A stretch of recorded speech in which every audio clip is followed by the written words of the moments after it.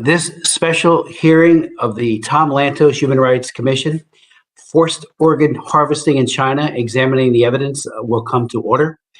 And I thank again our very distinguished panel for taking the time, for their leadership, and for being here this morning. And I do want to thank our staff, Georgina, Piero, and Young, for their work, John, for their incredible work on this issue in general. And I appreciate all of the great human rights work you're doing. You know, my friends, in marketing and marking the centennial anniversary of the Chinese Communist Party last year, China's State Council Information Office released a white paper titled "The Communist Party of China and Human Rights Protection, a 100-Year Quest," close quote. In this particular piece of government propaganda, the CCP claimed that, quote, "For 100 years, the CCP has always put people first, applying the principle of universality of human rights in the context of the national conditions," close quote. The sheer chutzpah of this statement and the stark unreality of its claim stands in stark contrast to the everyday reality of what we see with our very own eyes and know to be true, especially from the diaspora and from the human rights activists inside of China. A reality which today shows Shanghai apartment dwellers, under the guise of Xi Jinping's zero COVID policy, being subjected to unprecedented neglect, mistreatment, and abuse. Indeed, one could rewrite that statement to say that for 100 years, the Chinese Communist Party has always put people last, standing the principle of universality of human rights on its head by cynically and cruelly using people as a means to its ends. Indeed, nowhere is that principle of utter disregard for the dignity of the human person and of using people as a utilitarian means to an end more apparent than in the horrific practice of harvesting the organs of human beings even before they meet the standard of brain death. What compounds the shock to the conscience is not simply the execution of people declared enemies of the state, as if in order to provide certain organ to meet transplant needs, but that this is also an apparent form of punishment and indeed a tool of genocide meant to cull minority populations deemed, quote, undesirable by the state. Thus, we see religious dissidents targeted for harvesting. First and foremost, the Falun Gong, whose peaceful meditation and exercise practices unfortunately make their organs desirable. They are declared an evil cult by the Chinese Communist Party and thus fit for butchering. We also know and see bone-chilling evidence, which Ethan Gutman will elaborate on, of Uyghurs and other Central Asian minorities, roughly 28 years old, deemed the ideal age for organ ripeness by the Chinese medical establishment, subjected to comprehensive blood tests to find a cross-match for organ recipients. Between 2.5 and 5% of these 28-year-olds in concentration camps disappear a year. That is the cull rate, and it may even be higher.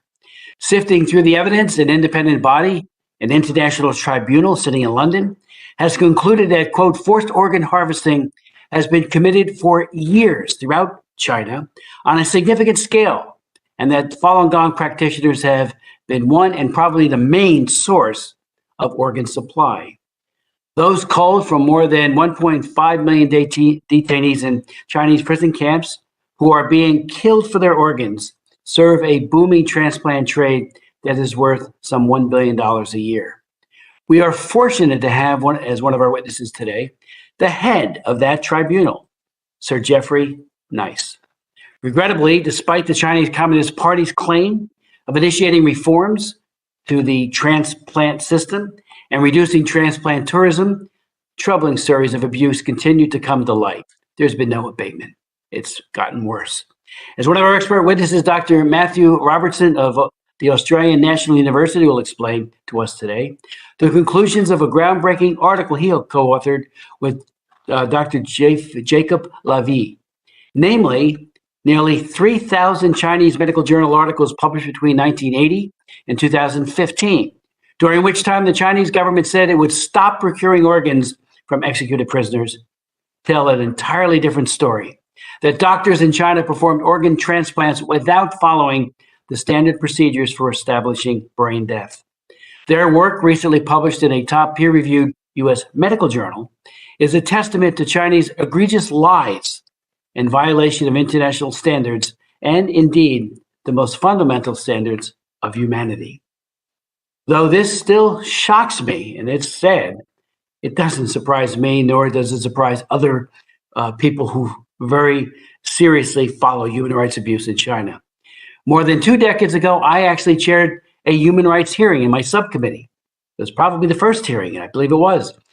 We had a Chinese security official who testified that he and other security agents were executing prisoners, and he had photographs and documentation that he brought with him with doctors there and ambulances to harvest their organs. And that was at least one of the beginnings of this horrific practice. More recently in this Congress, I, along with my Democratic colleague Tom Suozzi and Senator Tom Cotton, who has the companion bill in the Senate, we introduced the Stop Forced Organ Harvesting Act to establish measures to combat forced organ harvesting and the international trafficking in persons to remove their organs. These measures include: 1, establishing property blocking and visa blocking sanctions; 2, prohibiting exports of certain surgery devices to entities that are identified as being responsible for forced organ harvesting or related human trafficking; and 3, requiring the Department of State to report on these practices. But much more needs to be done. This bill needs to be passed by the House and the Senate and signed by the President, and much more needs to be done, and the fight must go on. We in the West, especially in the medical field, must examine our moral complicity in these most heinous of crimes. Despite the search for immortality, and we all, organ transplants, when done properly and ethically, are something that are life-saving. But the transplantation of a new heart or liver or other organ that is failing cannot cause any of us to turn a blind eye as to where the origin of such organs. Why is there medical tourism to China? Why are Chinese transplant doctors invited to conferences in the West, especially when they're committing horrific human rights abuses? Why specifically was Dr. Wang Haibo and China's former Deputy Health Minister Wang Zhifu invited to conferences run by the Pontifical Academy of Sciences, where a bishop named Sanchez Serrando gave a metaphorical benediction to the lies which they told regarding the state of organ harvesting in China today? China organ harvesting and the industry that it has created is truly barbaric, and we can accept no more excuses. We do not want more false promises. We need answers. We need a concentrated effort to stop this barbaric practice, not only in China, but also by its global enablers. And again, I thank our distinguished witnesses for being here. And before going to them, if another member would like to make any opening comments, certainly it's open to them. But if not, I will then go to our very distinguished witnesses. I would like to now introduce Sir Jeffrey Nice, who is the former chair of the China Tribunal, an independent tribunal led by civil society, commissioned by the International Coalition to End Transplant Abuse in China, and Falun Gong practitioners to examine forced organ harvesting and to investigate criminal offenses. As chair, the independent tribunal forced organ harvesting from prisoners of conscience released a 562-page judgment published in March of 2020, which concluded that tens of thousands of innocent individuals, ranging from Falun Gong practitioners, Uyghur, Tibetans, Muslims, and Christians, have been killed, even while still alive, for their kidneys, livers, hearts, lungs, corneas, and skin, among other body parts. Since 2021, Sir Nice has been the chair of the Uyghur Tribunal, an independent people's tribunal in the UK, sponsored by the World Uyghur Tribunal, that examines and evaluates human rights abuses against the Uyghur people in relation to the 1948 Genocide Convention, adopted by 152 countries in the UN General Assembly, and it includes China. Prior to his current role, Cernice led the prosecution of Slobodan Milosevic, former socialist president of Serbia, at the UN International Tribunal, or the ICTY, in The Hague. I am incredibly thankful for the work that he did on the ICTY, and I convened landmark hearings myself and led a concurrent resolution to press for the investigation of criminal culpability and public indictment of Slobodan Milosevic, who had helped lead to the formation of the ICTY, and met with him in Serbia and argued like so many others. And finally, when he was being prosecuted, as we all know, he passed away before that trial was over. Then we have Matthew Robertson, who is a China Studies Research Fellow with the Victims of Communism Memorial Foundation. He is also pursuing his doctorate in political science in the Australian National University in Canberra.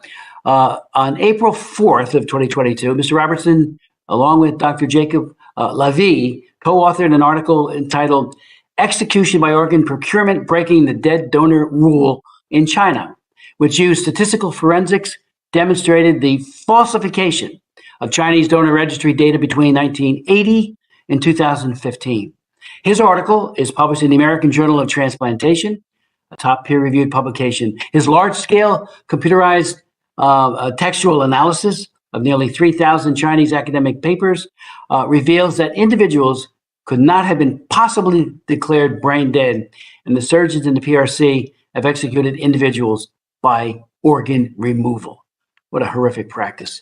Mr. Robertson's testimony describes China's extensive, systematic organ harvesting campaign, which relies heavily upon prisoners and the country's practically non-existent regulations and legal frameworks, which ultimately failed to promote ethical voluntary organ donations.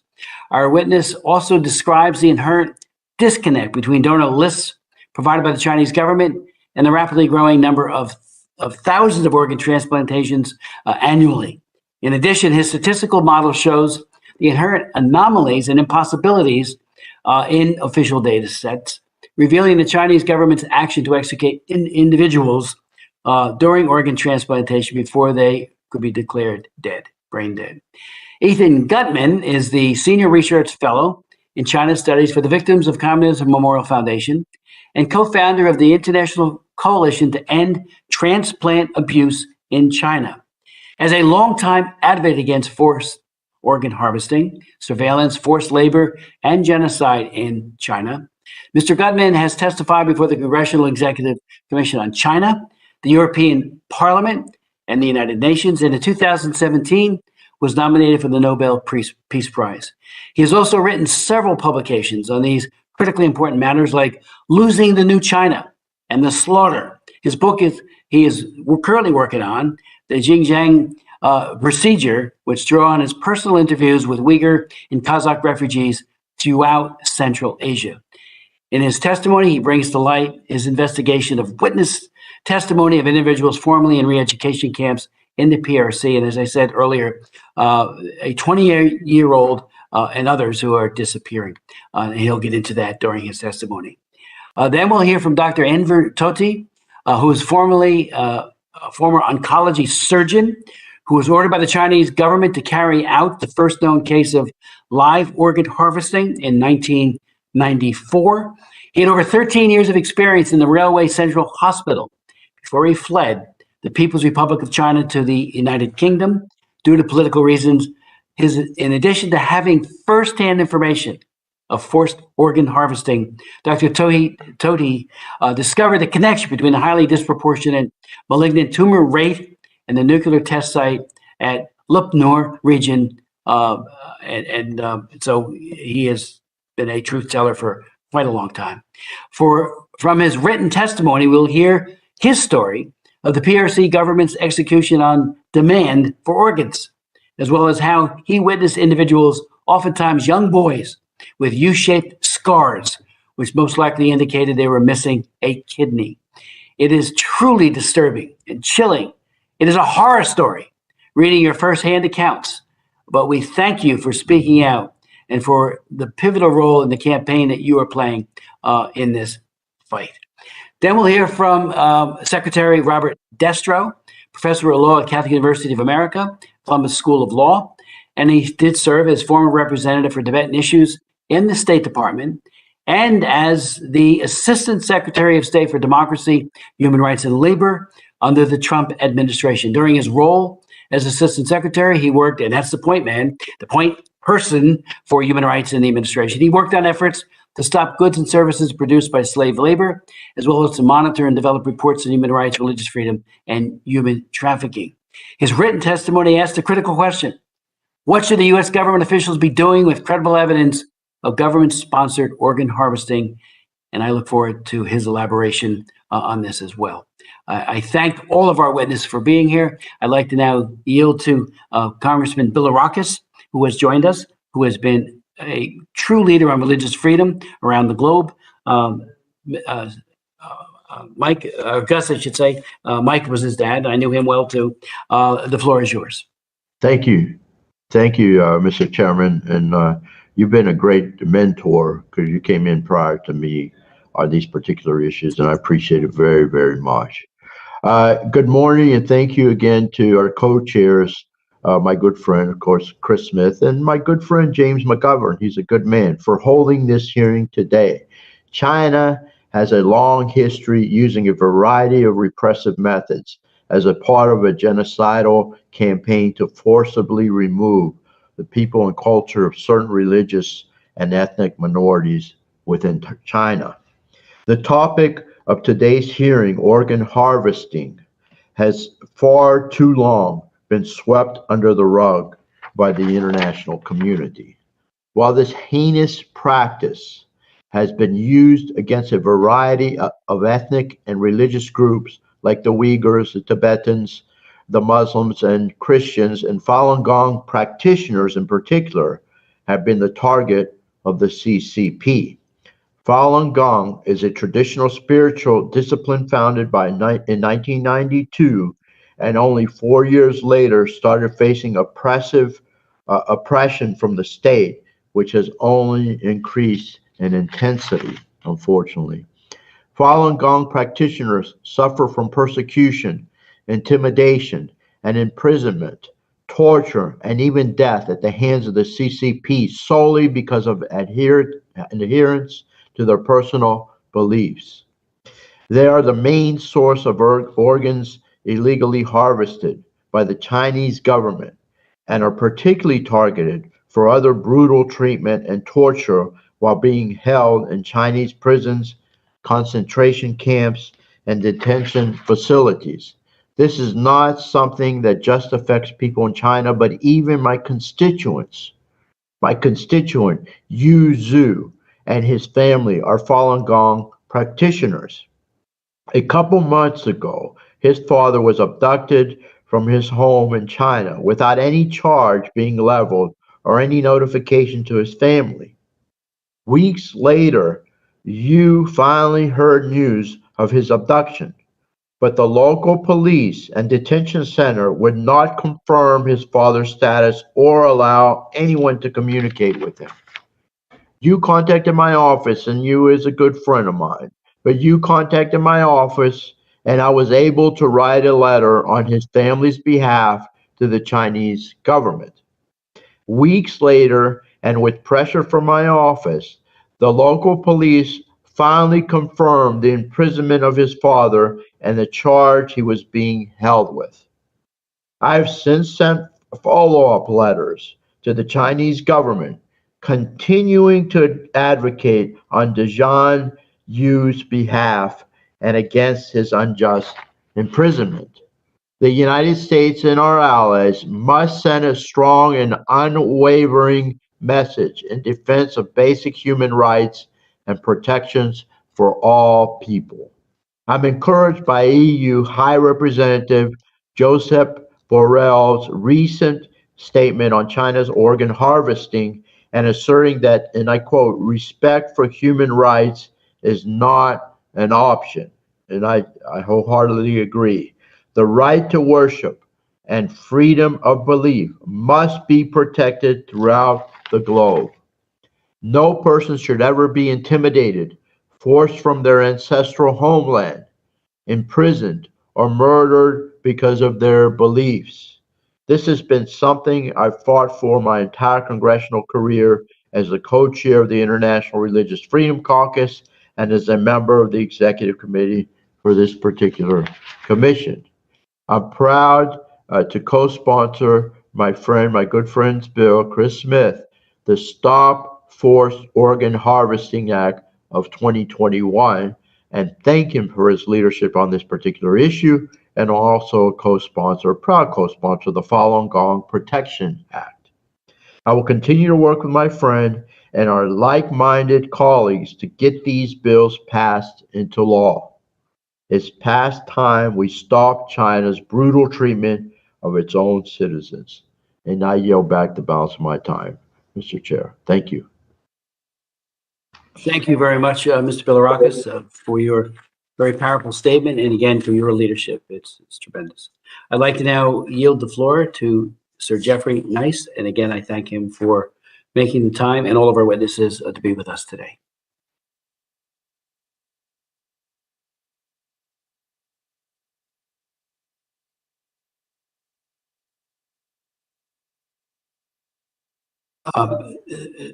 Sir Jeffrey, if you could unmute, I think we can hear you. Great. Thank you, Mr. Smith, There it is. and all your colleagues. I've submitted a short 5-side statement, which I hope is the part of the record, and I don't propose to read it out. There'll be little point. As you will appreciate from that or from other information, both tribunals that I chaired are explicitly, purposefully non-activist, and therefore there will be nothing said by me arguing the conclusions of either tribunal or expressing any views on the fundamental issues that I know are strongly or subject to strong opinions by you and some of your colleagues. It is, I think, more important and I hope more valuable simply for me to explain the process whereby the China Tribunal judgment and indeed the Uyghur Tribunal judgment were reached. Picking up on one of your earlier observations, Chairman Smith, you may find it helpful to be reminded that at paragraph 20 of the China Tribunal judgment, we set out some of the earlier efforts made to bring this matter to public attention and to formal national or international action. And in the list of those events, the United States comes out really rather well, you may think. Indeed, I suspect, but I might be wrong, that the 20-year-old event you spoke to may just possibly be the Subcommittee on Trade in the House on Ways and Means. Is that the one? It may be, of 2001. There was one even before that. I had Harry Wu come and testify, and he was one who brought the card. It was even before that. But that was a great hearing too. Great. Yeah, I've read the Kerry Wu one, and of course his history in your country was a little mixed overall and in the end. But he provided in answer almost offhand answer, not a hand, casual answer to a question which you can find at the foot of the record of that hearing. He provided an explanation for the process whereby prisoners were taken from detention in order to have their organs extracted. He describes the process, as I recall, of their being, in a sense, bribed by good food to conduct themselves in a certain way that would make the whole process easier for the authorities, and then found themselves shot in the yard of the hospital before being the subject of extraction. So thank you for reminding me of that and that important piece of evidence, although it didn't feature in the judgment. But apart from that, then, there's the 2001 subcommittee hearing of the United States. And as I cast my eyes over paragraph 20, there was a 2016 subcommittee. There was a resolution in the same year. There was a 2018 commission. Why do I mention these matters as well as recording that which I know slightly more easily from contact with parliamentarians at home, namely that the matter was raised periodically and indeed probably regularly in both houses of Parliament to no effect in England, because it was the inability of the research that was readily available by one means or another to cut through to government that led eventually to Epoch, the NGO that commissioned me to chair the China Tribunal. It was that inability to cut through, for whatever reason, and we can guess the reason, that led to the need for a people's tribunal. Before I come to the formation of that tribunal, in order to explain to you, beyond what you already know and possibly to others listening, how the tribunal was formed, it's very important to take a dispassionate look at the evidence that existed between 2000 and when we started work on the China Tribunal. There were three completely different researchers. Mr. Gutman, from whom you're going to hear, an investigative journalist, David Matas, a human rights lawyer, and the recently departed David Kilgour, Secretary of State for Canada, of extreme eminence, working separately and then together, all reaching the same conclusion, and all notwithstanding efforts of NGOs unable to get through to government. And when I was asked to do something different, namely to write an opinion on the material that would be available to me about the Falun Gong, I asked if the NGO concerned thought a people's tribunal would be appealing, and I understood the fact that they thought it would be extremely unappealing. Why would they suddenly want somebody else to look at the matter and possibly to reach a different conclusion? But without pressure from me, they came back eventually and said, yes, please, would we set one up? And with Mr. Hamid Sabi, who has great experience in running impartial tribunals of this kind, we established the China Tribunal. And what is, I think, important for everyone to understand is that the tribunal and also the Uyghur Tribunal were composed of individuals with no interest of any kind, not interested in the Uyghurs, not interested in the Falun Gong, not interested in communism, not interested in China. Their sole interest was in filling a gap in knowledge left as a gap because official national and international bodies that might have acted failed to act. I don't know if I'm already extending beyond my permitted time, Mr. Smith. Please take whatever time you need. It's Well, most important. Most thank you. So the procedure that we adopted in order to provide for others a usable and valuable conclusion was to have tribunal members of the kind I've described, so not interested, not committed, for them to be completely unpaid, and for them to be unable to put money into the project. They were there solely for the purpose of their reasoning powers. For them to be presented with evidence on a fair basis from the mass of evidence gathered, including any evidence that was available favorable to the PRC, to invite the PRC to attend and not to hold against the PRC the many occasions on which they simply failed to respond to invitations, failed to answer questions, or were ad hominem offensive to me or generally offensive to the tribunal. We applied the law which was directed to us by independent advisors only when the law was absolutely clear. And we tested both the factual evidence and then the legal factual conclusions on the strictest basis, proof beyond reasonable doubt. Nothing less would do. That led us, in the case of the China Tribunal, as you have already summarized, to careful analysis of the genocide allegations, and to find that although some of the constituent elements to prove genocide were established, it was not, and we were not in a position to be satisfied so as to feel sure about the mental state element. So we set that aside. We nevertheless found, proved beyond reasonable doubt, crimes against humanity in respect of murder, extermination, imprisonment, torture, rape, and enforced disappearance. And we found torture. And I'll conclude in this way because it's very important to recognize we made no recommendations.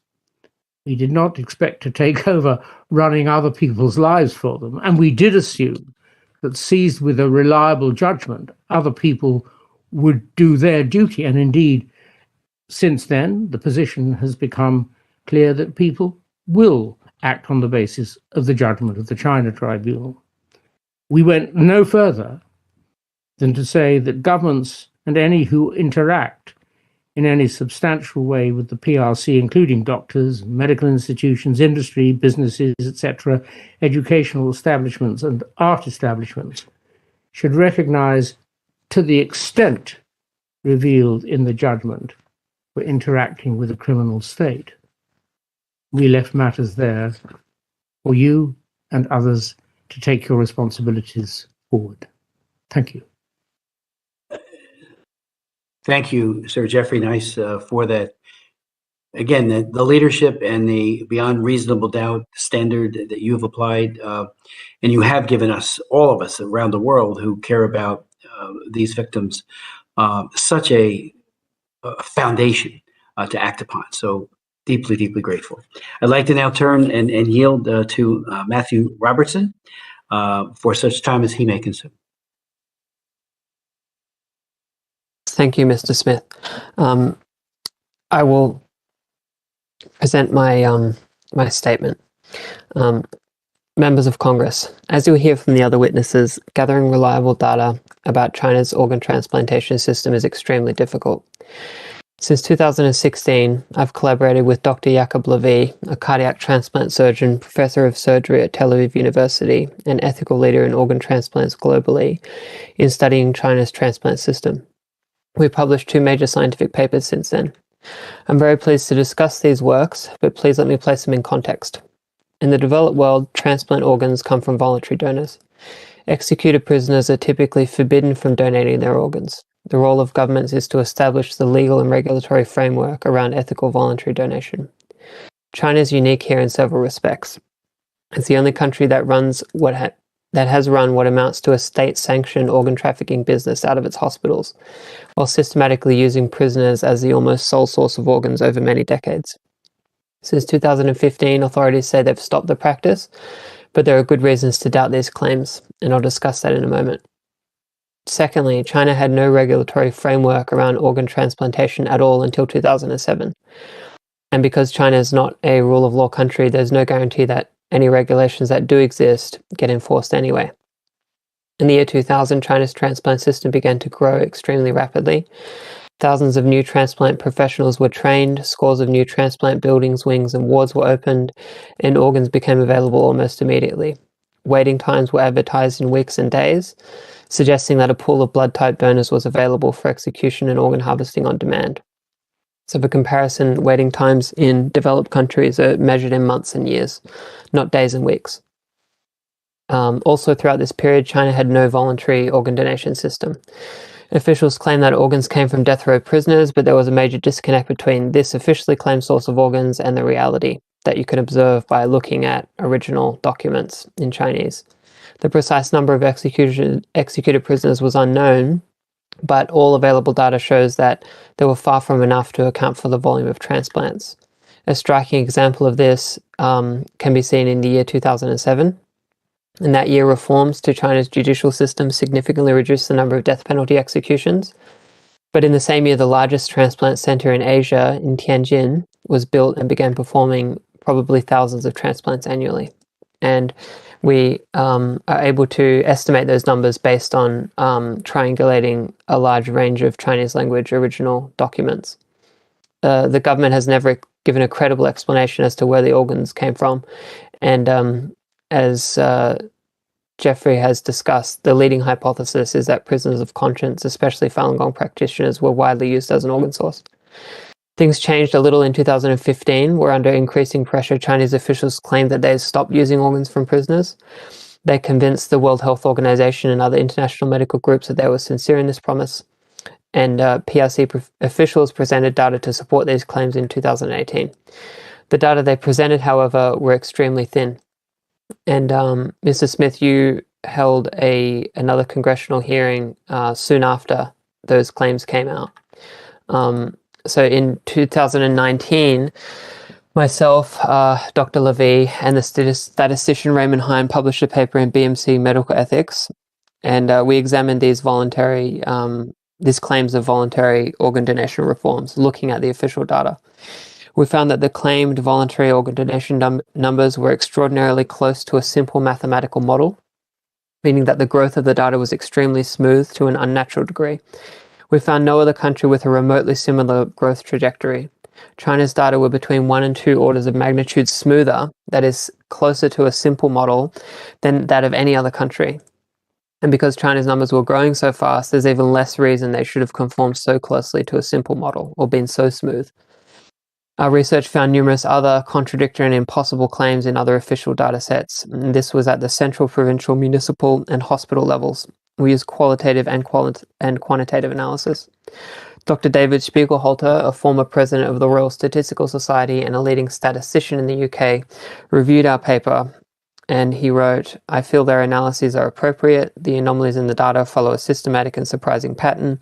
The close agreement of the number of donors and transplants with a quadratic function," this is the mathematical formula that it mapped to almost 1-to-1, that the close agreement of the numbers and the model is remarkable and is in sharp contrast to other countries who have increased their activity over this period. I cannot think of any good reason for such a quadratic trend arising naturally. The most recent paper Dr. Levy and I produced was published last month in the American Journal of Transplantation, and it deals with the involvement of surgeons in heart procurement operations from prisoners. This research uses a combination of data science, clinical forensics, and Chinese language text analysis. First, we downloaded 124,000 Chinese language medical papers from academic databases.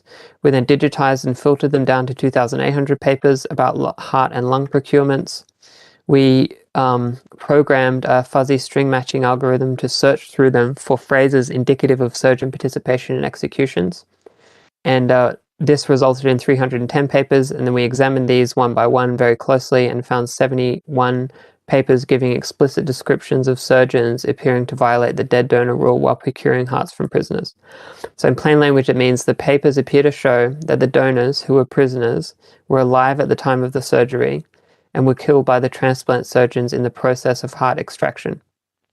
And we have we provide all of the original sources on GitHub and an open source scientific repository, and our appendix has all of the excerpts that were used to reach this conclusion. These findings show a uniquely close and long-running collaboration between the PRC's medical establishment and its public security system. It's also likely that many of these transplants were from political prisoners, and this would mean that PRC surgeons, many of whom were trained in the West, have been involved in medicalized extrajudicial killing. Though our last finding in the paper was in 2015, we're not certain that this means China ceased the practice. We think it's at least as, if not more plausible, that journals were simply told to stop publishing the incriminating details.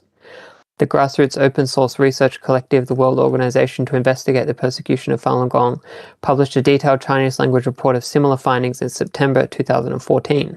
So this is just before the disappearance of these incriminating admissions. So we think that the absence of further findings from 2015 could be explained either way. It could be the reforms, or it could be that they simply stopped publishing it. And I think in the end, it depends on what one thinks about China's government and political system as to which explanation, one prefers or finds more plausible. The leader of China's transplant sector, Dr. Huang Jiefu, has claimed that the country will be performing 50,000 transplants from voluntary donors by the year 2023. This is an extraordinary claim from a country that had no voluntary transplant system to speak of a few years ago. This would be even more transplants than the United States.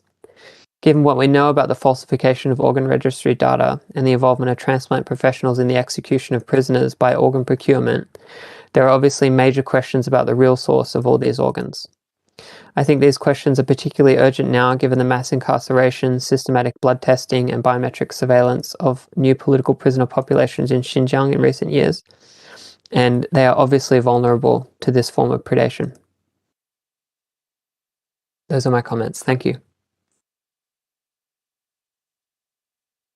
Thank you very much, Mr. Robertson, and for this really very unique, but also very revealing research that you have done. It just helps to explode the myths that are being promulgated by the Chinese Communist Party and adds to the body of evidence that indicts this system by them. So thank you so very, very much for that. I'd like to now yield the floor to Ethan Gutman, and such time as he would like to consider. Thank you. I also want to thank Gulchera Hoja of RF Radio Free Asia, Sergjan Belash of Atajur, Kazakhstan Human Rights Group, Rahima Mahmoud of the World Uyghur Congress, and several unnamed but yet heroic Central Asian fixers and researchers who are advancing my investigation. I'll begin with numerical estimates of Uyghurs harvested per year. I'll then move to a specific case study, which I call the Aksu Complex, and I'll close with a few ideas about policy. Over the last 3 years, I've interviewed over 20 Xinjiang camp refugees in Europe, Turkey, Kyrgyzstan, and Kazakhstan. These were wide-ranging interviews, yet my underlying focus, which was not always revealed to them, was on medical exams and disappearances. Now, there are two kinds of people who leave the camps early. The first are young people, about 18 years old. The announcement that they're graduating is often made during lunch. Sometimes light applause is encouraged. A graduation is a euphemism for forced labor, often at a factory out east. The second group's average age is usually 28 or 29. It could be as low as 25, it could be as high as 35, but the lion's share is about 28. Now that is the exact stage of physical development that the Chinese medical establishment prefers for organ harvesting. Following a camp-wide health check, including comprehensive blood tests, certain individuals are cross-matched for organ harvesting. For example, Saryagul, a Chinese teacher, had access to printouts of the blood tests and the matching names, and pink check marks had been manually added to certain names. Other witnesses recalled that certain individuals were forced to wear colored bracelets or vests, sometimes pink, sometimes orange. Either way, approximately a week after the test, the color-coded individuals vanished in the middle of the night. Now, witness testimony from approximately 20 camps is strikingly consistent. Between 2.5% to 5% annual disappearances of the entire camp are made up from this 28-year-old, approximately 28-year-old age group. Now, if we assume that at any given time since 2017, there are approximately 1 million Uyghurs, Kazakhs, Kyrgyz, and Hui in the camps, my estimate is that 25,000 to 50,000 camp detainees are being harvested every year. Now, the Kilgore-Mattis-Gutman report of 2016 estimated China's total transplant volume as 60,000 to 100,000 annually. 28-year-olds from the Xinjiang camps could be theoretically harvested for 2 to 3 organs, translating into a minimum of 50,000 organs or a maximum of 150,000 organs. Now, that's not an exact fit, but it gives you the feeling for this, and it's clearly possible to dial these numbers up or down depending on the transplant industry's demands. Now, what does this look like in practice, the physical plant of this? We don't have a complete picture by any means, but if you can picture the following: a re-education camp for 16,000 people, a hospital, Aksu Infection Hospital, that performs organ transplants, a second camp for 33,000 people built around that same hospital, a large crematorium, and all of these structures are less than a kilometer away from each other. Now, a Uyghur male who was in and out of the Aksu prison system explained to me that the Aksu Infection Hospital was originally used for SARS patients. By 2013, it evolved into a treatment center for extreme Muslim dissidents, a re-education hospital is what I'd call it. The associated crematorium has a prominent sign, and according to him, the air smells like burnt bones. Now, another Uyghur male from the Aksu area drove by the crematorium every day, and he adds that the smell was a common complaint among local workers. It's a 20-minute drive from the Aksu Infection Hospital to the Aksu airport and a human organ transplant channel. This is an export-only fast lane to move human organs east. The Chinese call it a green passage. I've identified one probable end user near Shanghai. First Hospital, Beijing Province. This hospital is a big brother to Aksu Infection Hospital. It's literally called that. And First Hospital liver transplants increased by 90% in 2017. Kidney transplants increased by over 200%. On March 1st, 2020, First Hospital performed the world's first double lung transplant on a COVID patient. It was a flare in the night sky for foreign organ tourists. Even during the pandemic, it said, China is open for business. Now, I'll conclude with an idea. As a child, I knew that if a citizen of the Soviet Union disagreed with their government, they could be sent to a mental hospital. I also knew that my parents, they were both psychoanalysts, didn't think that was okay. From 1971 on, the World Psychiatric Association, a bit like my parents, routinely denounced their Soviet counterparts over systematic torture of Russian dissidents. Guided tours of Soviet mental hospitals, which were offered up, were dismissed as Potemkin villages. Soviet psychoanalysts were not welcome at Western conferences. They couldn't publish in Western journals. There was no joint development of psychoactive drugs, and there were no academic exchanges of any kind. The Western consensus was that the Soviet psychiatric system represented a dangerous perversion of medicine. Reform was impossible. We couldn't eradicate the Soviet virus, but we could quarantine it. And yet, we actually know more about Chinese transplant hospitals than we ever knew about Soviet mental hospitals. The current problem is the Western medical community's response. Now, I'm not going to get into the whole back and forth on that here, but I will say this, that I suspect that Beijing understood the Western doctors very well.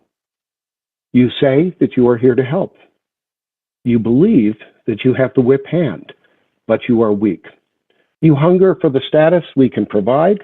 You are afraid of our anger, of causing offense, of being seen as intolerant. Above all, you're afraid of missing out on the financial opportunities of a Chinese world. And to avoid being left behind, you will rationalize nearly anything. So Chinese transplant reform was declared, along with semantic games, fake donation numbers, as my colleague has just expressed, and false assurances. Chinese harvested adapted by becoming more efficient and focused on a single population in a discrete geographic area. This catastrophe was created by Beijing, yet for the last 10 years, it has been continuously enabled by a handful of Western doctors who thought they could ride the Chinese dragon and come back home as if everything was normal. Now, I don't know the policy mechanisms that can reverse that, but the precedent, it seems to me, is clear. We need to abolish all Western contact with the mainland Chinese transplant industry. No Chinese transplant surgeons in our medical journals, our universities, and our conferences, and a freeze on all sales of surgical equipment, pharmaceutical development, and testing in China. That concludes my statement. Thank you again for this opportunity. Thank you so very much. You have been a source for us on the Hill for a long, long time, and I thank you, both the House and the Senate, and really around the world. Thank you again for your testimony and for your leadership, and I'll have some questions at the conclusion of all the testimonies. I'd like to now turn to Dr.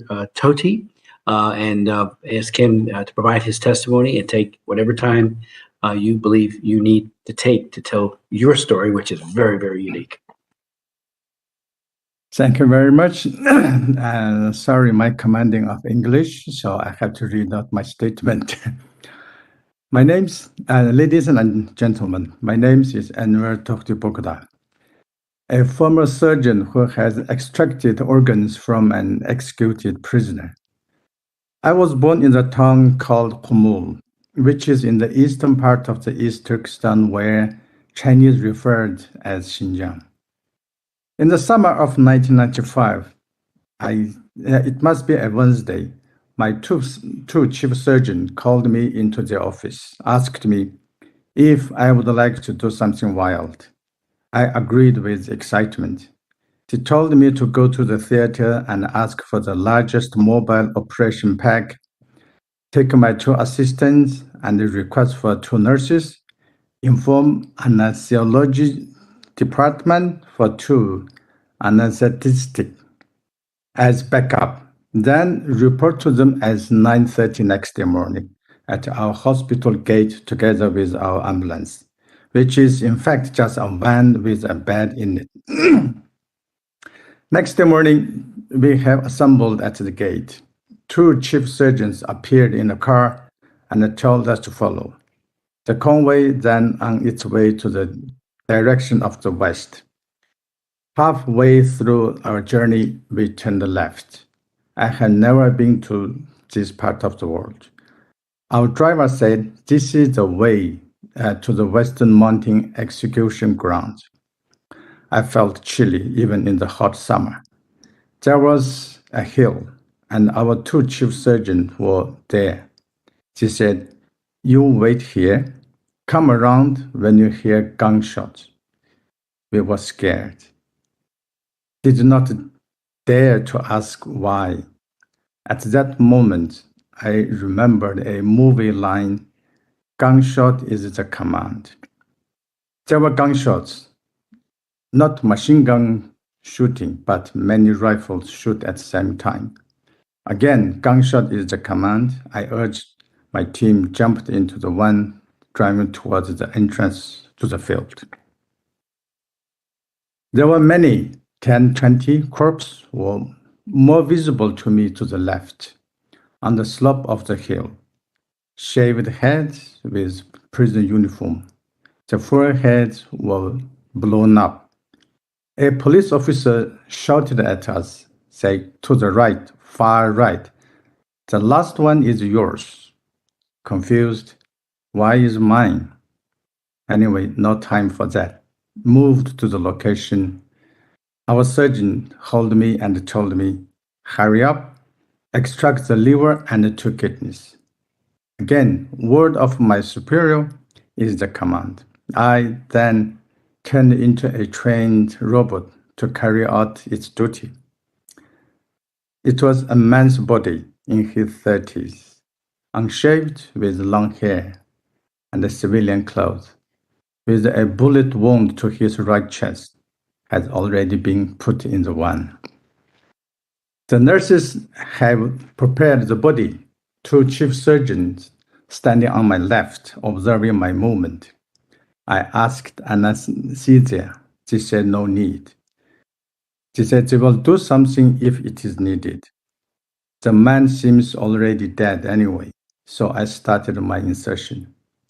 The cut designed as upside-down letter T shape to expose internal organs as wide as possible. My scalp finds its way cutting his skin. Blood can be seen. It implies that his heart was still pumping blood, and his body was struggling. He was alive. My chief surgeon whispered to me, "Hurry up." His word was the commander, and I felt it was a kind of assurance that I did this by his order. Whole operation took around 30 to 40 minutes. Chief surgeons were happily put those organs into a weird-looking box and said that, "Okay, now you take your team back to the hospital. Remember, there was nothing happened today." I knew. This is another command too. None of my crew my team have talked about it ever since. However, a news broke out June 2016 that CCP is giving Uyghur people in Xinjiang free national health checkup. Could not find further explanation. We suspect that the CCP is building the national database for organ trade. It is also widely reported that CCP is carrying DNA tests in the region under glorified title of improving the quality of life of Uyghurs. And that is, I believe, a lie. In the end of the year, according to the Chinese media, Tianshunnet, that the number of samples have been collected and has exceeded 17 million. Now, as the concentration camps are widely built in Xinjiang, that have made organ trade even more convenient than ever. Thank you. I think that is my statement. Thank you.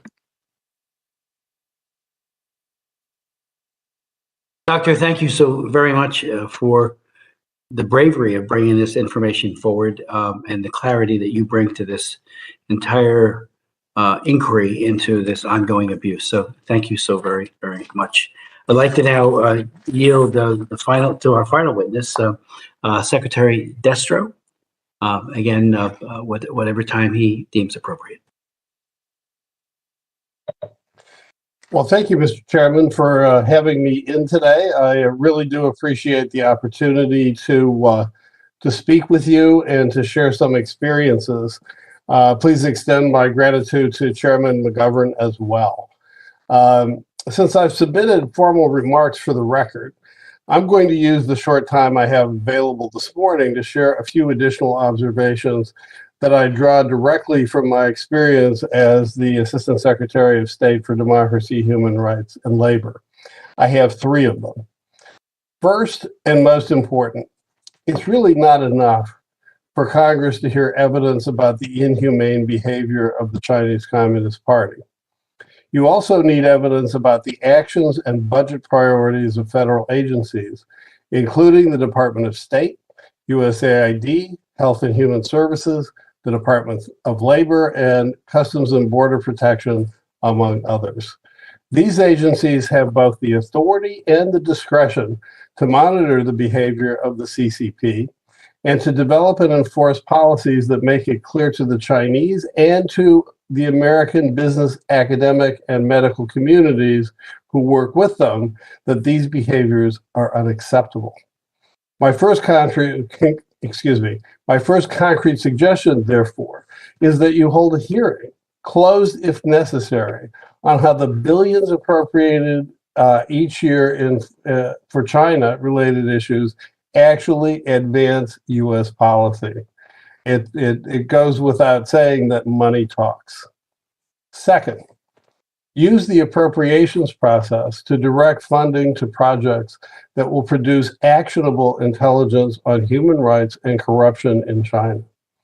The Stop Forced Organ Harvesting Act of 2021, embodied in H.R. 1592 and its Senate companion S602, provide a good foundation for serious discussion of U.S. government priorities. But no such discussion will be complete without the members of this committee having a good, hard look at where we are spending the hard-earned money of American taxpayers on China-related issues. Third, Congress must engage with the executive branch and the business and medical communities to change what a former senior State Department official recently described as a culture that excuses operational failure because it is, quote, unquote, impossible to affect change in the behavior of the CCP and other backed actors. That culture is deeply embedded in the State Department and manifests itself as institutionalized foot dragging. While I appreciate the statement issued yesterday by State Department spokesperson Ned Price, decrying the arrest of Cardinal Joseph Zen, Margaret Ng, He Po Kwang, and Denise Ho, these are words, not actions. It's time for this committee and the committees on appropriations and intelligence to ask some very hard questions of those who implement foreign policy through grants and contracts. Senior State Department officials resisted, downplayed, and ridiculed the rescue of a confirmed victim of organ harvesting from the country in which he was hiding. Senior State Department officials resisted our efforts to convince former Secretary Mike Pompeo to declare that China is conducting an ongoing genocide of its own Uyghur citizens. And members of the business community blanched visibly when members of the Trump administration explained in no uncertain terms that it was serious about halting the import of goods produced by slave labor. Solar panels might be a great place to start. Anyone with significant experience in Washington knows that it is far easier to issue earnest press releases decrying China's bad behavior, while simultaneously trying to accomplish anything measurably concrete. I reject that business as usual approach, but it's a reality. Based on my experience as Assistant Secretary, I can predict with some confidence that bills like the Stop or Forced Organ Harvesting Act of 2021 will not accomplish their intended purpose until Congress uses its power of the purse to demand accountability from the bureaucracy and the business community. I will close with a concrete example. Exhibit A is the 2021 China Country Report on Human Rights Practices issued by the State Department in March. It adds nothing to what any serious observer already knows. I will quote it in full, and I quote here. Some activists and organizations accuse the government of forcibly harvesting organs from prisoners of conscience, including religious and spiritual adherents, such as the Falun Gong practitioners, detainees in Xinjiang. In June, several UN experts issued a statement expressing alarm concerning allegations of organ harvesting targeting minorities, including the Falun Gong practitioners, Uyghurs, Tibetans, Muslims, and Christians in detention in China. Unquote. Really? Is that it? This is what bureaucratic foot dragging really looks like. Unless and until this Congress demands fiscal accountability for the billions spent every year on human rights activities, nothing will change. Thank you for the opportunity to testify today. I look forward to your questions. Thank you, sir, very much, Secretary Destro. Very wise counsel, and we will follow up on it, and I can assure you. Let me ask if I could, our Dr. Toti, if you could, as a courageous whistleblower, are there any or many others like you who have come forward with information that again brings light and scrutiny to this barbaric practice? And did you find that American medical doctors and other personnel in the transplant business to be shocked at what is going on, or do they just look the other way and say, the greater good of somehow procuring an organ for someone, outweighs the terrible barbaric nature of how it was procured? But are there others like you?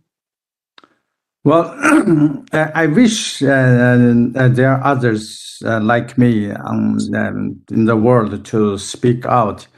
There are many doctors who have done it, and they knew that is something wrong. But since that tightened control of the CCP, not many are able to speak out because of the family security problems. And also, speaking about American doctors or other doctors working on these similar issues, what I believe is that even they are working in China, they have been kept in the dark. For example, they may have told the source of organ it's come from executed prisoner or somewhere totally normal. And they may just kept this vital information from those foreign doctors. And then that has made this medical community around the world hard to believe such things actually is happening in China. And what I understood is that Western people, they tend to believe that it is too bad to be true. Just like another expression, too good to be true, that is opposite to it. But CCP is very skillful in doing such things, make you not to believe it. And unfortunately, that is the truth, what's going on now. I appreciate that.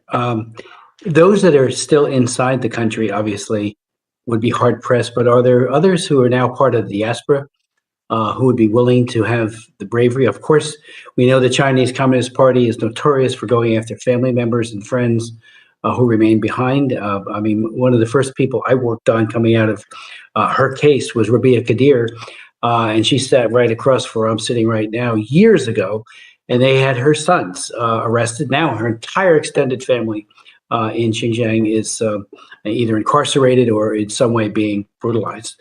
And it goes for all the others as well. But are there, I mean, when we had our hearing with that guard, we protected his identity out of profound fear of retaliation that could happen, you know, back in China.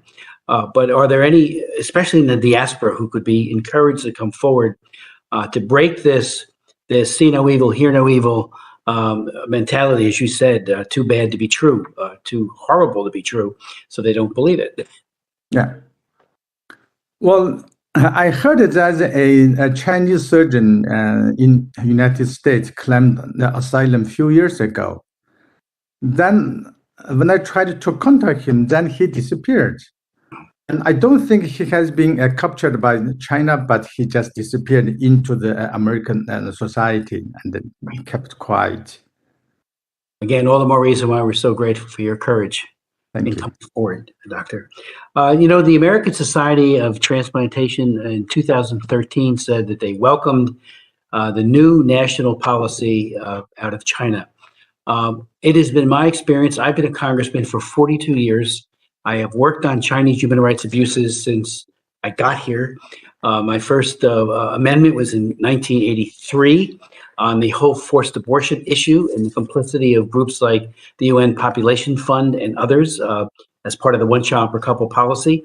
And I was shocked at how many seemingly good people, particularly in the human rights field, just looked the other way as if it wasn't happening. There was a hearing in 1985, and I didn't chair that hearing, but it was a Democrat hearing in which they said the high tides and the forced abortion had all abated. You know, it was in the rearview mirror. It was over to a large extent, and we know that there were swings of high tides is now being used as a part of their genocidal campaign against the Uyghurs, as we know as well. And it is a violation of the Genocide Convention. But there's always this willingness. We see it in religious freedom as well. You know, as Xi Jinping does the sanitization of religion and systematically either co-ops or destroys communities of faith. We saw it with Hong Kong. I'm the author of the Hong Kong Human Rights and Democracy Act of 2014. And when I introduced it, it was met with such scorn that Xi Jinping will never violate the basic law or the UK Sino Agreement, which is an international treaty. They will respect it. It'll always be an icon of democracy. And look now, and as Secretary Destro pointed out, even Cardinal Zen, who is an amazing faith leader and a truth teller, is now been arrested in Hong Kong. So on this, where there's a profit motive, and you have, you know, the American Society, as back in 2013, kind of like saying, yep, everything's fine. We saw it on the whole trade issue. I vigorously opposed Bill Clinton in May 26th of 1994 when he delinked human rights from trade. And that just told the Chinese Communist Party that all we care about are profits, that human rights is a rhetorical statement. It's page 5 of our talking points when we have interfaces with their government. And the business community was awful, in my opinion, in enabling and being witting accomplices in this barbaric party. There could have been, I think, real reforms in a different China today had we insisted on linking human rights with trade. And unfortunately, he didn't do that. So my question to the panelists, the enabling, again, and you've all kind of pointed to it, of groups that and Western doctors in the US, the UK, Europe, elsewhere in Asia, that have clients who want an organ, and then they just look the other way as to its origin. And secondly, how much money is made with every organ transplant? I mean, the who gets paid? What's the order of battle there, or the in terms of this one gets that much, this one gets that much? The as you pointed out, $60,000 to $100,000, $60,000 to $100,000. Goodman, you had mentioned earlier, 2 to 3 organs, I guess, from each forced donor.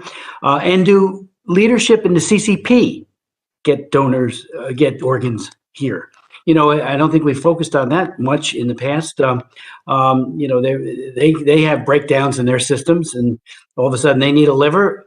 Do they turn to the Falun Gong practitioners or others in order to get that? So that would be. And let me also ask, if you could, the UN Human Rights, Sir Jeffrey Nice, I should say. Again, your historic work that you've done. What has the UN Human Rights Council? How have they received this information? How has the other bodies of the UN, looked at this as a? Why are they so reluctant to really speak out and make this a major issue? As we know from the Genocide Olympics just completed, even there was a reluctance to call out China for its terrible, barbaric, and cruel behavior. So, yes, if you could unmute, if you don't mind. Most of the questions are best answered by the others, but can I just deal with the last question about the Human Rights Council? Please do. Because courtesy of Epoch, the NGO, it was possible for Hamid Sabi, on our behalf and with me present, to make a presentation, a 90-second presentation of the standard format in the Human Rights Council concerning the work we had done. And it was remarkable to us from conversations we had how strong is the influence of China on the Human Rights Council.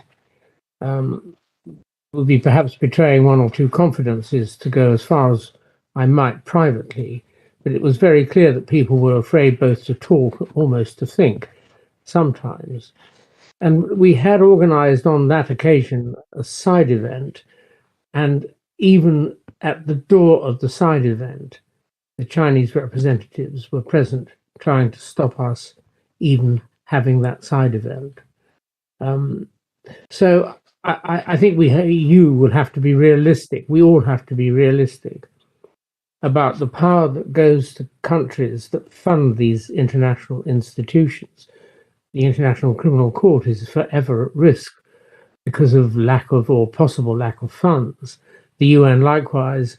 And as long as choices made by other countries that the People's Republic of China can be a major funder of the Human Rights Council, why then it will have influence and will be disinclined to respond to information of the kind you're dealing with today.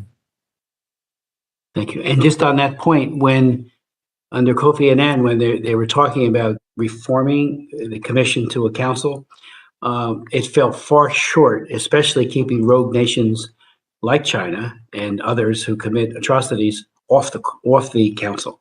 I've been to it many times, argued, brought issues relevant to China and other human rights abusers, Darfur, when that was very much in the news. And I was always shocked about how they were running interference 24/7, like you said, work at the door to try to prevent people from attending. And certainly those who come are being checked out who they are for further intimidation tactics. So thank you for that. And can I just add a little coda?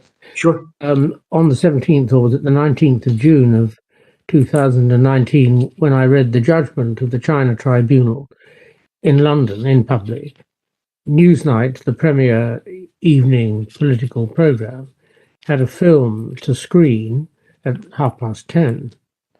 I've been informed, with no reason to doubt the source of information at all, that in the afternoon the British Foreign Office made a request that that film should not be shown.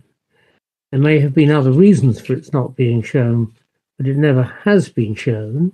It featured, I think, can't remember if it featured Mr. Levy, but Mr. Totti, but it was going to feature your intended witness, Jacob Levy, who's a really critical witness in the overall history of these matters. And that, of course, was not necessarily direct China influence, but it would probably be trade-related influence operating on the British Foreign Office at the time, when everybody wanted to be China's friend. Thank you. Would others like to answer some of those earlier questions? Yeah, I can speak a little about the issues internal to China about organ transplantation. You asked, first of all, about the potential size of the industry, and then the access of Chinese Communist Party leaders. We lost you. Oh, sorry. Okay, here I am. Thank you. So on the size, I'm looking here at Ethan and the Two Davids report, and they've got archives from a Chinese hospital website from 2005, and it's just a list of US dollar, kidney transplant, 60,000, liver transplant, 98 to 130,000, lung transplant, 150 to 170,000, and so on. So, with 10,000 transplants a year at 100K a clip, that's $1 billion. You could easily see a several billion-dollar industry easily. I suspect that the entire industry began as a way of ensuring access to organs for the party elite.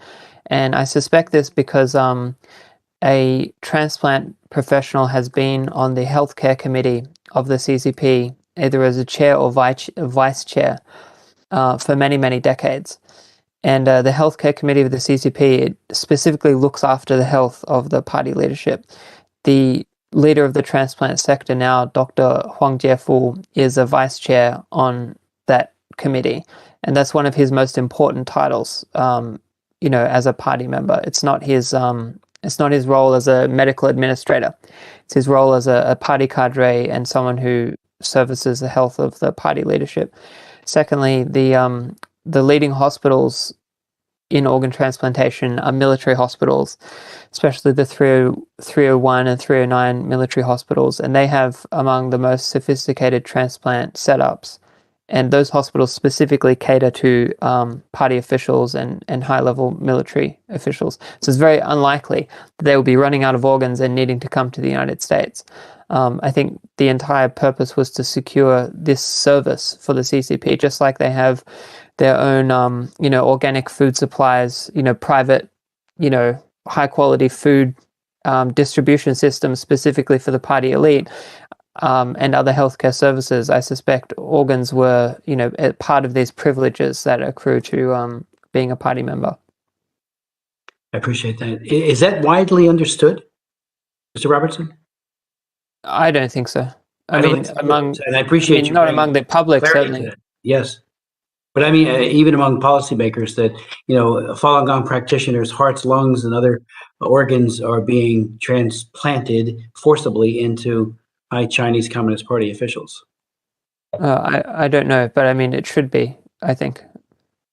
Mr. Smith, yes, I have heard some recent chatter about that very issue. If you look at what's going on in Shanghai, you're also seeing the lockdowns in Beijing, parts of Beijing. You're seeing it in Hong Kong and other places. But there was a recent announcement about the evacuation of the government center from Beijing, and the one of the points that I was trying to make in my own testimony is that if the human rights report is and I have to commend the staff. I think they do a good job under very difficult circumstances, but our intelligence community needs to be all over this, and they're not. And it's just it's politically incorrect to raise these questions. There's way too much money involved in raising these questions, and I have to say that it is there's a lot of money to be made in the organ business. So in any event, I think that this is an avenue well worth pursuing. Unfortunately, I have to agree that using the international organizations it should be filed under W for waste of time. Okay, thank you. Mr. Gutman? I just wanted to respond to your first question, which I'm going to completely mischaracterize as, why do good doctors go bad in China? Okay, so there's a couple of points that I see in that. I think that's what you were getting at a little bit. Well, one thing is just straightforward naivete. For some reason, Western doctors don't do what business people do, which is they hire consultants. They hire sort of on-the-ground fixers, expats, or sometimes natives, who will help them negotiate. Okay, no one in business goes into China without that kind of help anymore. That's gone. There's a very brief period where people did do that, but they all lost their shirts. The second thing is the Chinese, I don't think this is necessarily so badly intentioned. Maybe that's the way my testimony sounded, and I don't want to. I would say it's a little more difficult, or a little more complex than that. The Chinese do set up a dichotomy, a kind of melodrama of good and evil. And part of this is the pretense that there are two sides in China. One is very good and one is very bad. And and Huang Zhifu represents the reformers who are very good, right? And if you can just empower us and don't embarrass us and don't embarrass China, then the good will win, okay? Now that feeds into a lot of fantasies that Westerners have always had, from the Soviet Union to now, about the East. One is the Western rescue fantasy. Okay, we can sort of rescue these people, we can help out this country, and so forth. The other is not the rescue fantasy, but the fantasy of the future. That this is, I've seen the future, and it is China. Okay, so I think all that comes in. And then finally, there's a financial aspect here, and that financial aspect is very, very alluring. And even some of the people who maybe don't even need the money are very attracted to the kind of power that is represented by the money rushing through the system. Now, I can't explain to you what is the financial order of battle here. I can't explain to you how, from the guy sweeping up in the hospital, does he get anything out of these organ transplants? I don't know, really, I don't. And the Chinese are very good at disguising the sort of follow the money aspect, okay? And that's always been true in Chinese business, because most people don't want to pay taxes at all. So I would just say, so we don't know that part of it, but we do know that there's a lot of money, and we do know these deals are available to doctors, and we can see that a lot in the case of Germany, for example, where a bunch of heart transplant surgeons seemingly got involved. And I believe, according to Arnie Schwartz's research, made a killing off this.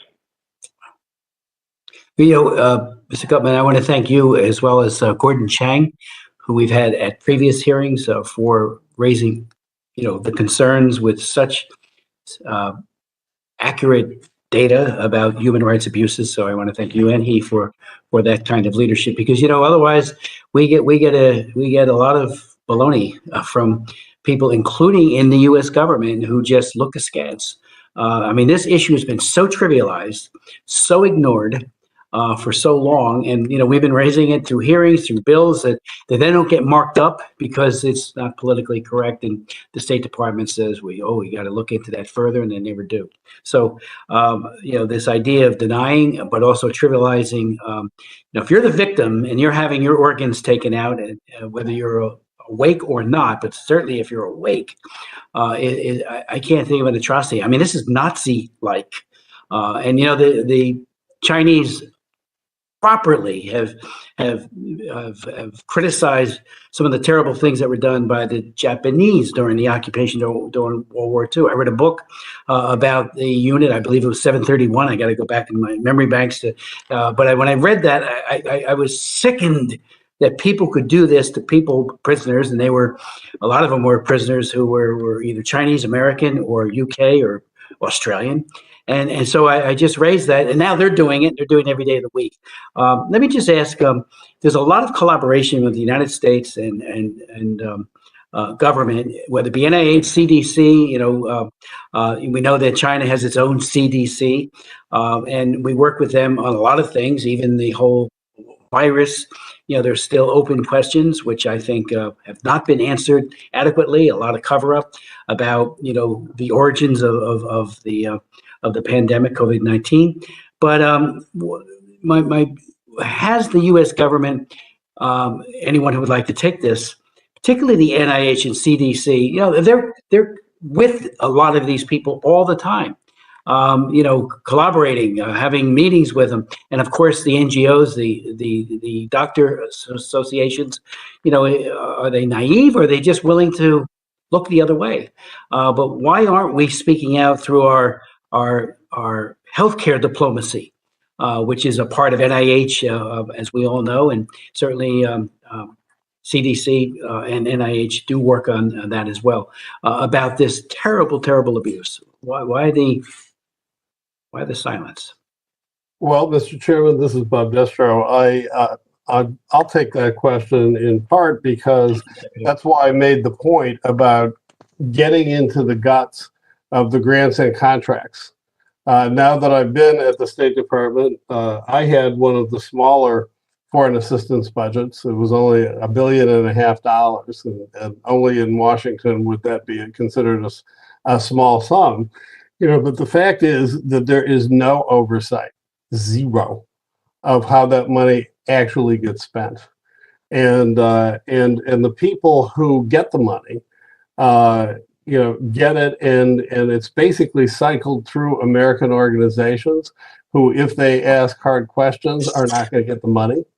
And so, I mean, I was told, and this has nothing to do with, has to do with East Asia, but I was actually told that I really needed to approve a grant where the grantee actually had done a horrible job, and everybody agreed that they had done so.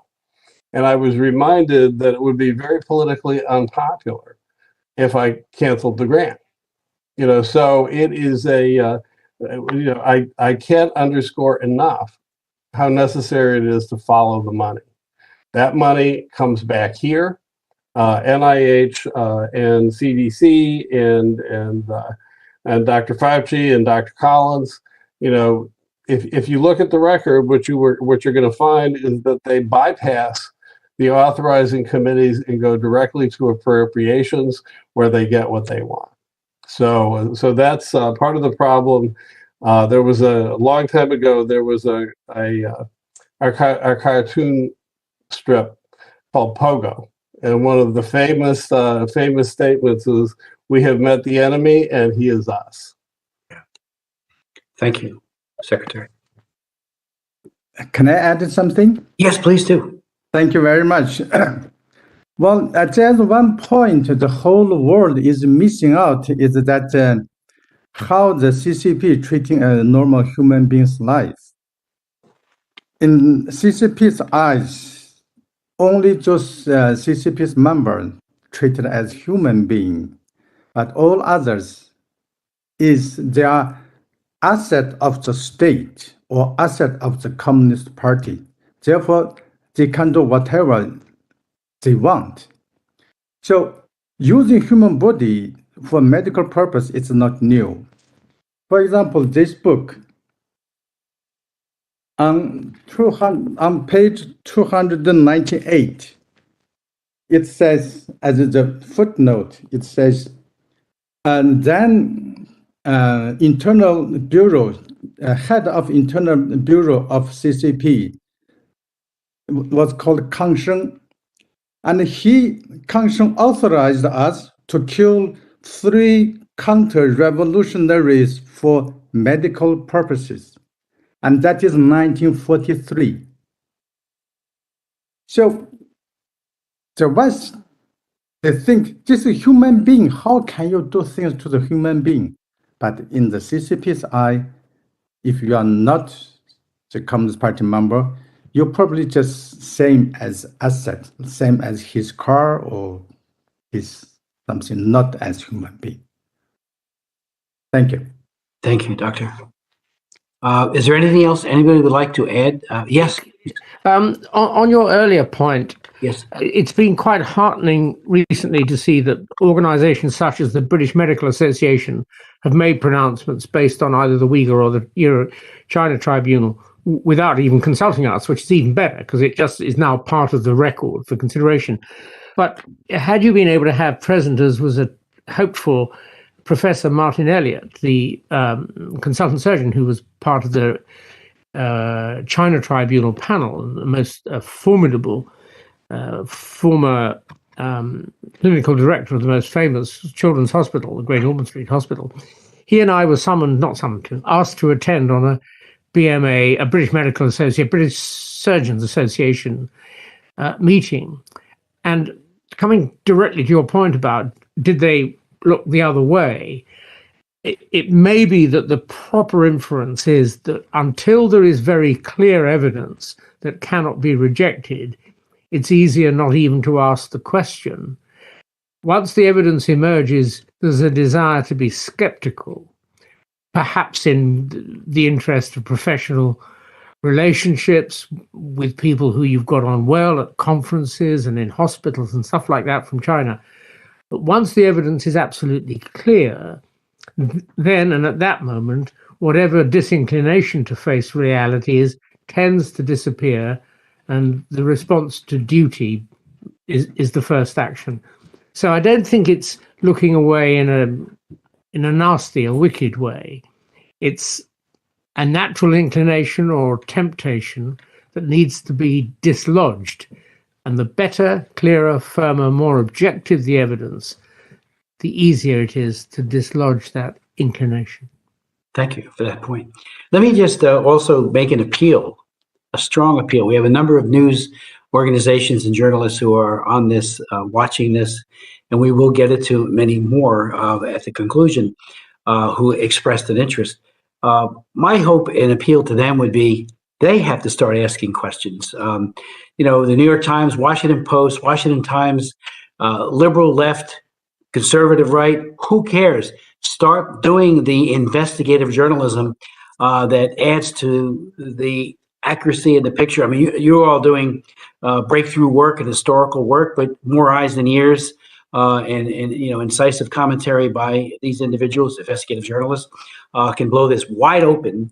And again, not new, but maybe a new emphasis that it's not just the huge profits that we gleaned from this barbaric behavior, but this is also a way of keeping the high leadership, including maybe in Xi Jinping. If he ever needs a new lung or a heart or a liver, he might get it from a Falun Gong practitioner who he absolutely despises and hates and has declared war on, or from a Muslim who is being horrifically treated as well, who happens to be 28 years old or something like that. So it's and I think we need to get that further opened. So my appeal to the journalists would be, please ask the hard questions yourselves through your contacts. The U.S. government has to do it. The UK, all the governments, particularly in democracies, need to be asking these questions. But thank you. We do have Congresswoman Jackson Lee from Texas, a distinguished member of our commission, and I yield to her for such time as she may consume. Mr. Chairman, thank you so very much. And this has been a powerful hearing. To my dismay, the very fact that in 2022 we are holding such a hearing which means that I'll use the terminology death and destruction continue in what should be a sacred and vital life-saving effort, as so many in the United States continue to wait on transplant list. And we are guided certainly by the pain of their families, but guided by the sheer decency and humanity that we should be guided by. So with that said, let me blatantly ask the question after I've thanked all the witnesses. Is China or is there murder involved still when these practices are engaged? Is there has there been documentation that there have been more than one organ taken, and particularly in the Falun Gong? We know those camps are closed in 2014, but did that happen? And number one, and I'm going to ask a second question, and I may have a follow-up. Sad that the Falun Gong has been the fodder for this, but I'd be eager to see if there are other Chinese as well. But in this effort to re-educate and have voluntary donations and the establishment of a sort of rational, ethical organ registry, and maybe interaction with medical professionals from around the world, has there been any improvement in how this process is utilized? Maybe the secretary and the doctor and others can follow, but I've never seen China, Chairman Smith, shamed by challenges or charges of human rights abuses. It looks like it rolls off their back, except for the fact they get angry with the accuser and blame them for not recognizing the brilliance of China. I've never seen them come to the table and say, you're right, in any large way. So I'd be interested in whether we've had any impact on our efforts. So the first is just the sheer brutality of it, and any records of that where people are simply killed because you've taken so many organs. And then the second question. Thank you very much. I may have a follow-up. Thank you. Secretary, the doctor, any witnesses? And start. Very briefly, the judgment of the tribunal up to 2019 found indeed that crimes against humanity in the form of murder had been committed on a large scale. So the answer to your first question is undoubtedly yes. As to the position since 2019, the tribunal found there was no reason to believe the practice had stopped. However, the tribunal is not a continuing functioning body. It more or less presented a judgment frozen at the time of judgment, so far as evidence is concerned, and Matthew Robertson or Ethan Gutman will be better able to answer on the position between 2019 and today. Thank you. Thank you.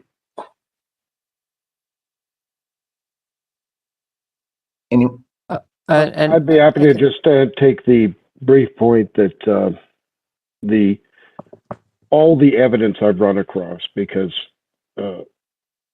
only one person of the camp refugees that I interviewed, and believe me, it's very hard to get hold of camp refugees. The Chinese are extremely careful about releasing them. And in fact, the whole movement is the other way, to take people out of Central Asia and bring them to China, back to China. Now, of those 20 people, only one of them said he didn't remember any disappearances. And he was Kazakh. And I said, well, so nobody disappeared. And he said, well, not among the Kazakhs. I said, well, what about the Uyghurs? And he said, I only care about the Kazakhs. He was a very honest fellow, very endearing guy, actually. But the fact is, every one of them remembered these sorts of disappearances. Now, nobody would deny, for example, that 18-year-olds are being used for forced labor in China. I mean, no one. There's not a soul on earth, as far as I can tell, who would deny it. Yet when it comes to this mysterious disappearances of 28-year-olds shortly after a blood test, to me, it seems fairly obvious what's going on. They've been checked, they've been cross-matched, and now they're being harvested, taken away. And it's meeting the demands, which gets into the voluntary donation issue. Nobody knows. I don't think Matt knows, but maybe he does. But I don't think anyone knows what the actual voluntary donation numbers in China are. I'll just add one thing. I suspect they're fairly low. And that is not because, there's some Chinese belief in the sanctity of the body. It is because everyone in China knows one thing. This is a dirty business, a filthy business, and you should get paid if there's a lot of money in this business, and you should get paid before you volunteer your organs. So I think that's a basic in this. And if they have any qualms, and I'll yield to you, with the person's dying by this effort, meaning taking strategic organs, taking more than one, and so you may follow up with that. Yes. Congresswoman Lee, Jackson Lee, if I can add something to this, there's 2 points. One, there is considerable evidence that I have seen, video evidence that is the functional equivalent of an auto chop shop. It's pretty shocking, and it's not just that they take big organs; they also nibble. So it's a big business involving both living and dead donors. But I think we make a mistake if we don't put this into a broader context. Perhaps better than most that anybody who really cares about civil rights looks at patterns and practices. And the Chinese have a pattern and practice of being what I called in my written statement an extraction society. So everything is about extracting resources, whether they're human resources, physical resources, mineral resources, food resources, and you look across the globe at their behavior. It's not an accident that many of my good friends who live in Africa consider the Chinese to be worse than the Belgians. They take and they never give back. The same thing is happening to our friends in the Caribbean. So let's put organ harvesting in the proper context, in the bigger picture, and say this is just par for the course. They don't care about people. They care about profit and their own well-being. I think you've nailed the nail on the head. Tragically, I wish I hadn't heard that, because you wonder what impact you'll have. And so I'll just finish on my final question: is what impact have we, the legislation that we passed, or they're dealing with organ harvesting, and the United States horror about this on an international basis, has that had any impact on saving lives, or having China and others, of course, express their international outrage? Have they altered anything besides the so-called registry? Just a quick comment. I don't know that the US has done much at all really about this, but I could be mistaken. Maybe there's something I've missed. But recently, the International Society of Heart and Lung Transplantation has basically banned Chinese surgeons from presenting at its conferences and publishing in its journal. And this is a significant development. Dr. Levy, my co-author, helped to make that happen. And I think it's those kind of efforts by professional organizations that will move the needle. It's not, I don't think it's the case that the PRC officials don't care what the world thinks. They have gone to tremendous efforts to shape the narrative about their transplantation system and to co-opt international medical organizations and to kind of win them over in supporting the official story about transplantation in China. And this has been, something that has been, would appear to be highly coordinated and very very well thought through, and very successful, I would say, because if these organizations, for example, if we just imagine if the World Health Organization or the Transplantation Society had been putting resources into investigating this issue and doing the kind of thing that the China Tribunal ended up doing so many years after the claims had first come out, which is, of course, not, that's just how it happened. But they've known about this for a very long time. So one imagines that the impact might have been so much greater and could have saved a lot of lives if the international medical organizations had been on board on this issue. And I think one of the main reasons they haven't is because of PRC efforts to influence them in very subtle and sophisticated ways over many years. So I think they really do care.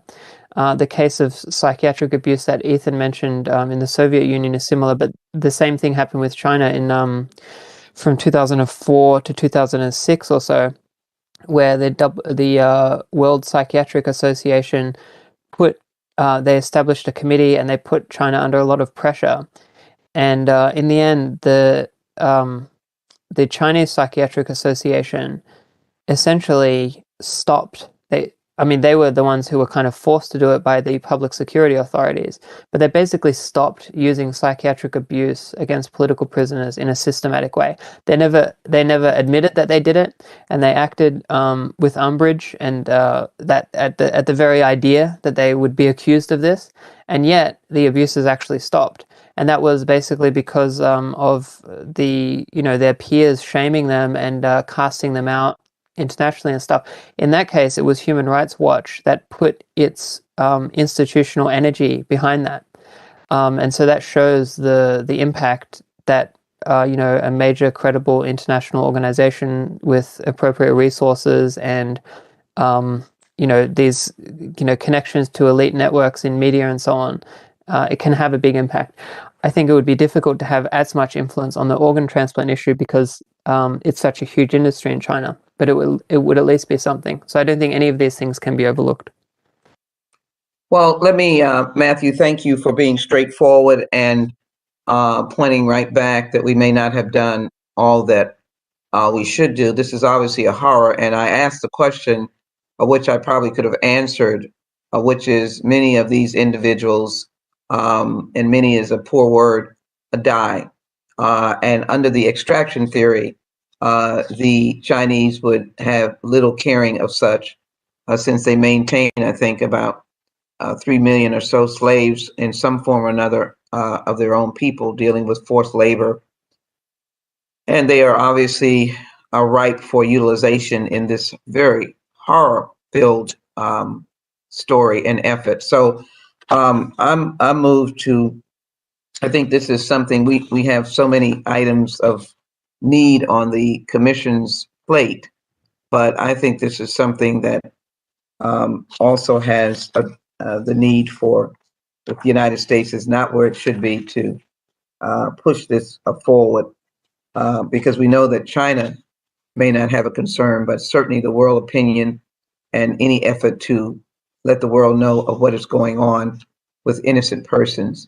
And again, murder still continues as evidenced by the tribunal and the latter interviews, albeit small, after 2019. And that's, the image of China that they pretend is beyond fake, and it is destructive as to what they're doing around the world and to their own people. So thank you very much, Mr. Chairman. I will take this moment to yield back and appreciate all the witnesses' reaffirmation of the work that we should be continuing to do. Thank you again. Ms. Jackson Lee, thank you very much for your wonderful questions, but for your deep concern. We are trying, one of the reasons why we put together this hearing is that I've introduced the Stop Forced Organ Harvesting Act, and so far we have been unable to get it marked up and brought to the floor. And that bill, and Tom Swazi is the chief co-sponsor of that legislation, would establish property blocking, visa blocking sanctions, similar to what we did with the Magnitsky Act and the Belarus Democracy Act and other bills. It would prohibit exports of surgery devices to entities that are identified as being responsible for forced organ harvesting or related human trafficking, and requiring some serious reporting on the part of the U.S. Department of State, getting to some of the questions or the concerns raised by the Secretary, Bob Destro. So, please help us with that. I know your commitment. Please help us to get that to the floor. It's ready to go. And I think it would make a huge difference. And, Mr. Robertson, you did point out that the head of the Organ Transplant Center. Thanks. Oh, thank you so much. And I know you will. You're always true to your word. That they're talking about performing 50,000 transplants from voluntary donors by 2023, which would be some indication that a already barbaric program is expanding. And as you point out, they have no voluntary transplant system to speak of. So there's that concern that the market is growing, and if anyone has any sense of how many Americans, wittingly or unwittingly, are a part of this, that would be helpful to us. And then, with regards to American complicity, what other U.S. organizations do we need to be calling out, whether they be professional medical or others? We'll invite them to another hearing and hold them to account and ask them the hard questions, in the hopes maybe they come, maybe they don't, but they need to be asked the hard questions. But again, we need to get our Stop Forced Organ Harvesting Act out on the floor as quickly as possible to make a difference here. It's not a panacea, but it becomes a very serious attempt to try to mitigate this horrific and barbaric behavior. So if there's any other organizations or associations that need to be called out, please convey that to us now or in the written form, so we can, again, systematically promote an end to this practice.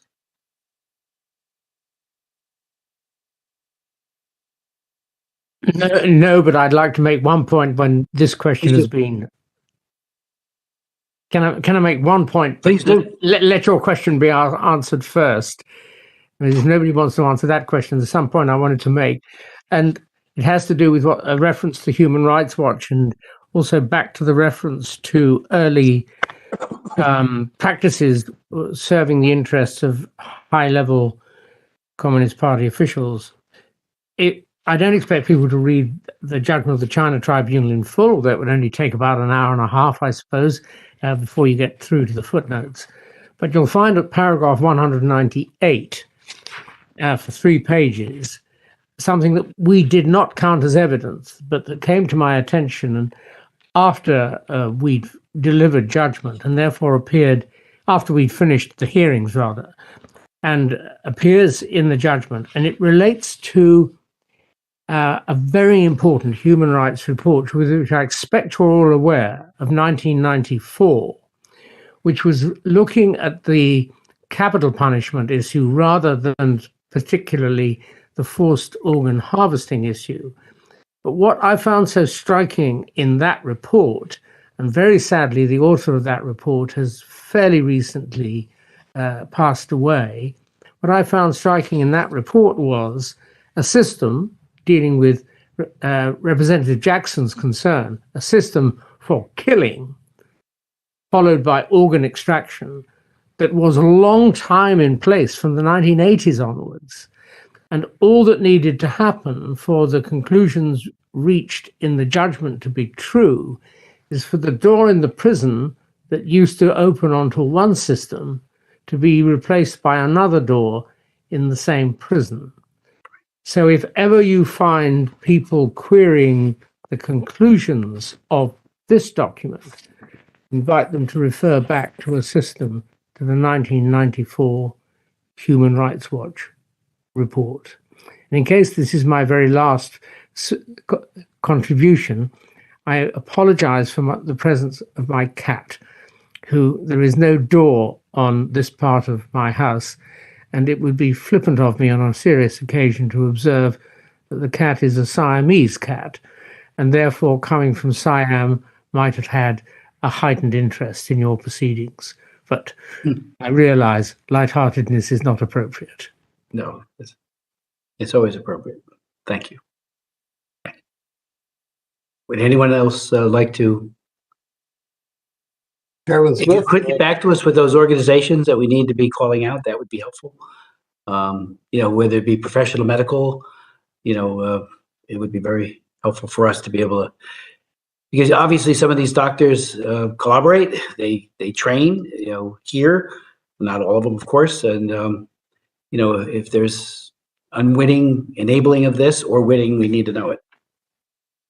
Chairman Smith, I do have a couple of real short observations. I know I sound like a broken record when I say this, but you do have to follow the money.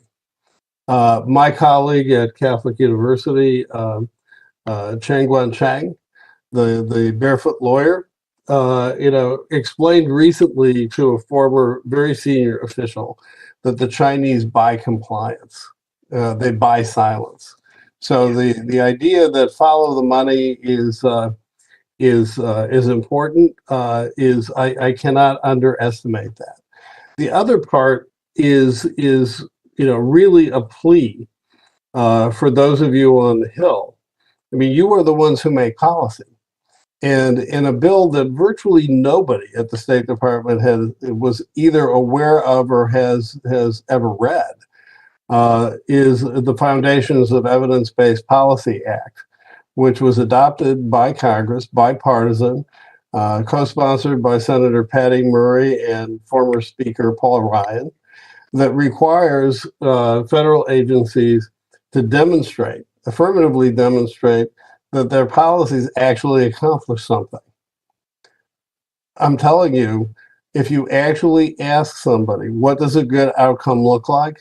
You're not going to get an answer. I mean, the answer you'll get is, well, that would really upset people. Well, we know that, but either we want a good outcome or we don't want a good outcome. We want this compelled organ harvesting to stop. It's not impossible, if you follow those money trails. And so I'll leave it at that. Thank you, Mr. Secretary. Any final comments or answers to those questions? Well, if not, I again want to thank our amazing panel for your insights.